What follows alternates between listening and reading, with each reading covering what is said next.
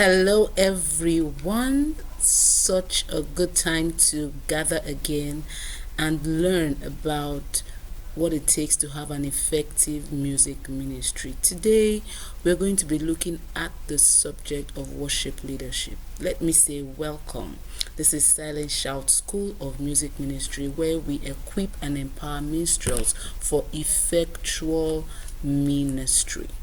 All right, today we're going to be looking at worship leadership, and this is a robust curriculum around this subject. We realize that it affects choir members, it affects personal brands, that is, even those that have built their brand around worship leading. Perhaps you're not even Perhaps you're not just serving within your local assembly, you're already going from place to place to minister the word of the Lord through songs. This training will be very relevant for you.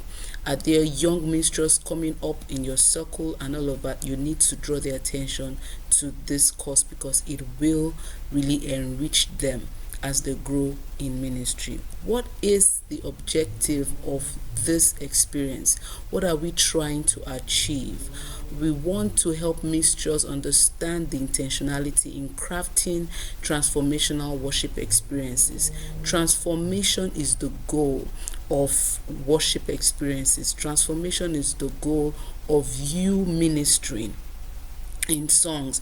We want situations where people are actually touching the heart of God, or leave a worship experience saying, I encountered God, something about my life has changed.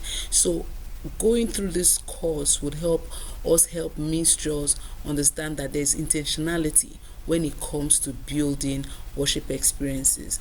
We would want to also help minstrels arrange worship sets with clarity and purpose.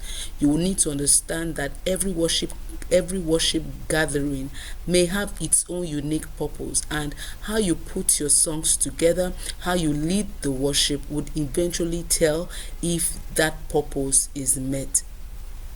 We also want to help minstrels see extensively about the importance of song energies and the type of song-to-song connections they can begin to deploy in their worship leadership model. How do song energies affect what they put together for worship experiences? How do you connect song to songs? Are there different kinds of song to song connections? We would be looking at that in this training session.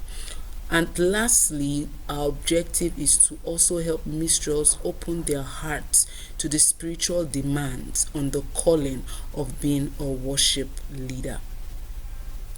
Quickly, what are the 4 pillars we're going to be going through in this training experience? Number 1, the 4 pillars are going to be arranged in 4 different modules.